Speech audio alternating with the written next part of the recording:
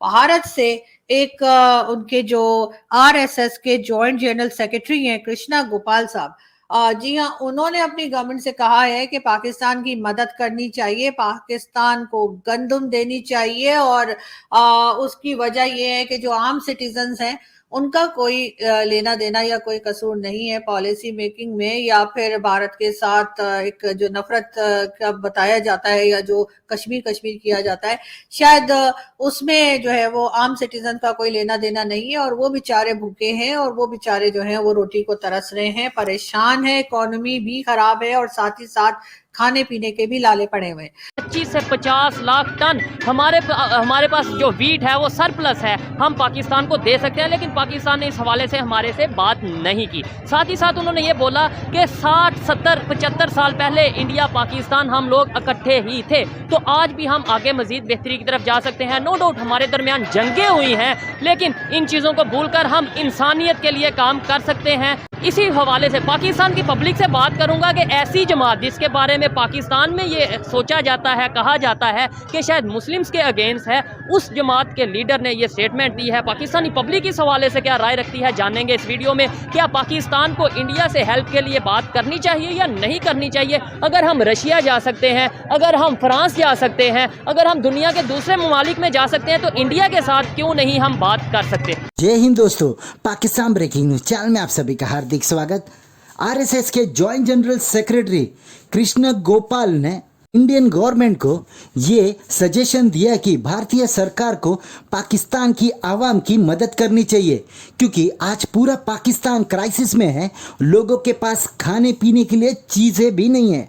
वहीं पर भारत गेहूं में सरप्लस में चल रहा है और आरएसएस के जॉइंट सेक्रेटरी का यह भी कहना था कि पाकिस्तान गवर्नमेंट के नीतियों के कारण आज पूरी पाकिस्तान की आवाम सफ़र कर रही है और हमें बड़ा दिल दिखाकर पाकिस्तान के आवाम की मदद करनी चाहिए, जहां पर भारत की पाकिस्तान आवाम से कोई भी दुश्मनी नहीं है, बल्कि भारत की दुश्मनी तो पाकिस्तान की आर्मी और पाकिस्तान के गवर्नमेंट के साथ है। और यही कारण है कि भारत को बड़ा दिल दिखाकर पाकिस्तान के आवाम की मदद करनी चाहिए।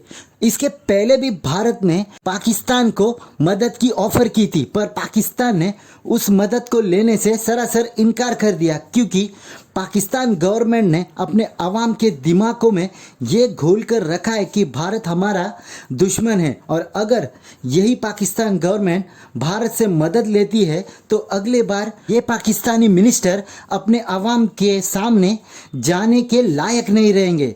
तो यही कारण है कि मिनिस्टर्स अपना पेट भर रहे हैं, अपनी जनता मरती है तो मर जाए। ऐसे ही वीडियो को अंतिम तक देखते रहिए, लाइक कीजिए, शेयर कीजिए और सब्सक्राइब कीजिए हमारे चैनल को, और बेल आइकन दबाना बिल्कुल भी ना भूले, और आपकी जो भी राय हो उसे कमेंट बॉक्स में जरूर दे। धन्यवाद। इस बात को उन्होंने अपनी गवर्नमेंट से कहा है कि जी भारत को पाकिस्तान की मदद करनी चाहिए। बहुत शुक्रिया सर। मैं पाकिस्तान की तरफ से, पूरी कौम की तरफ से वैसे तो होना चाहिए, लेकिन मुझे नहीं पता कि हमारी कौम क्या कहेगी और गवर्नमेंट और एस्टेब्लिशमेंट क्या कहेगी, लेकिन कम से कम मैं अपनी तरफ से जरूर आपका शुक्रिया अदा करती हूँ कि आपने जो है पाकिस्तान के लोगों का सोचा और आवाज उठाई और पाकिस्तान के लोगों के लिए आपने बात की कि उनको भी रोटी मिले और उनके पास भी खाने पीने की चीजें हों। आपने ये बात अपनी गवर्नमेंट से की। अब देखते हैं कि पाकिस्तान की गवर्नमेंट जो है वो क्या रिस्पांस करती है। मगर बहुत से लोग ये भी कहते हैं कि जी पाकिस्तान जो है वो भारत से रिक्वेस्ट क्यों नहीं करता है मदद की।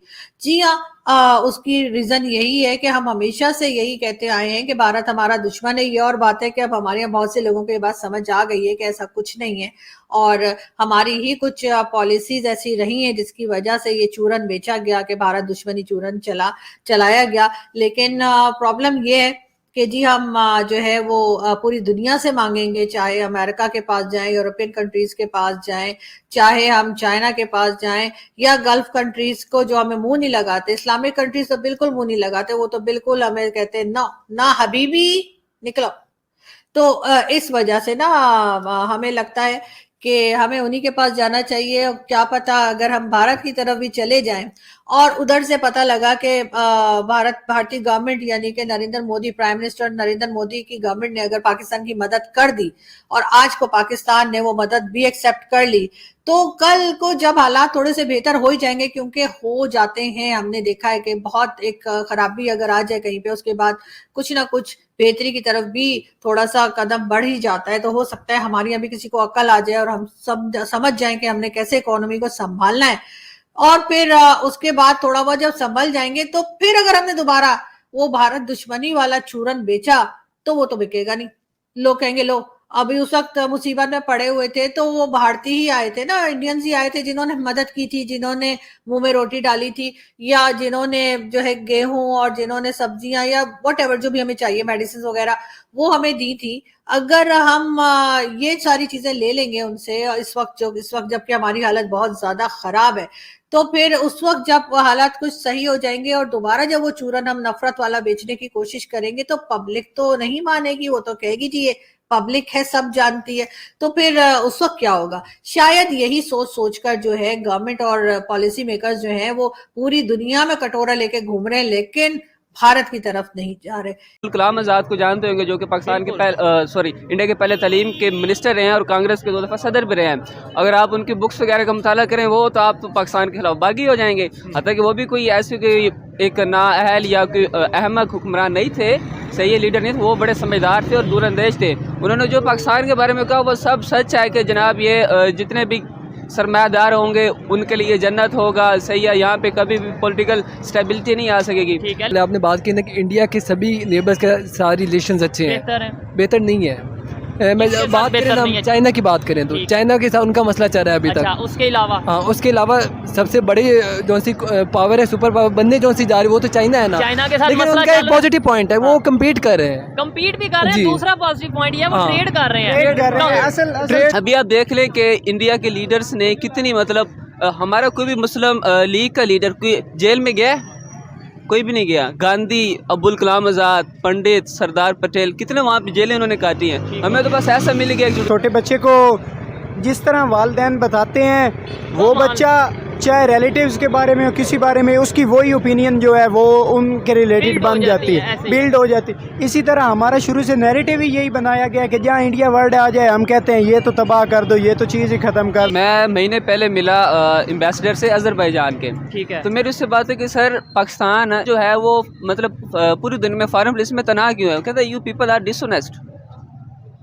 ये तमाशा था उस वक्त, मैं और मेरे दोस्त साथ खड़े थे, हमारे मुंह पे मैं 2 सेकंड की मैंने खामोशी इख्तियार की, ठीक है। तो बहुत ना उसने बड़ी हैवी बात कर दी, कहता यू पीपल आर डिसऑनेस्ट। तंग नज़र लोग होते हैं उनकी मतलब यही ख्याल बनाया जाता है कि ये काफिर है और ये हमारी दुश्मन है और अगर हम ये करें तो हमें उसका सवाब मिलेगा। अगर तो कृष्णा गोपाल एक लीडर है और वो समझता है इस चीज को, तो वो उसे पता है कि इंसानियत क्या है। वो मजहब को नहीं ले रहा, वो इंसानियत को ले रहा है कि यार इनको अब जरूरत है, इधर भूखी वहां मर रही है। वो हमेशा अच्छा तासर है।